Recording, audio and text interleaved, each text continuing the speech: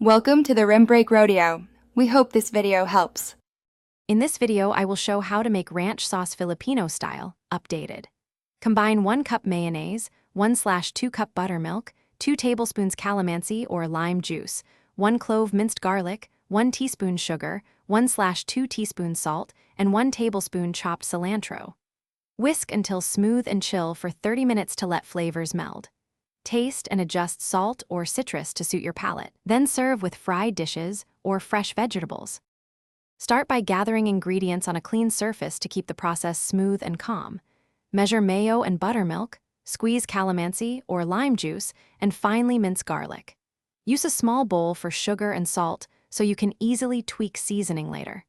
Chop cilantro last to keep it fresh and fragrant.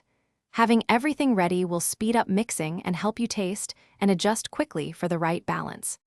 If you are enjoying this video, please subscribe and like so I can keep sharing more Filipino twists and easy sauces. Quick recommendation: bring your space to life with the Echo Dot smart speaker for kitchen tunes and hands-free timers while you cook. It really brightens the prep time. Check the description for the link and other deals if you want one. Thanks for the support. Now let's get back to the video. Whisk mayonnaise and buttermilk in a medium bowl until smooth and slightly loose for dipping. Add calamansi or lime juice, minced garlic, sugar, and salt, then whisk gently until fully combined.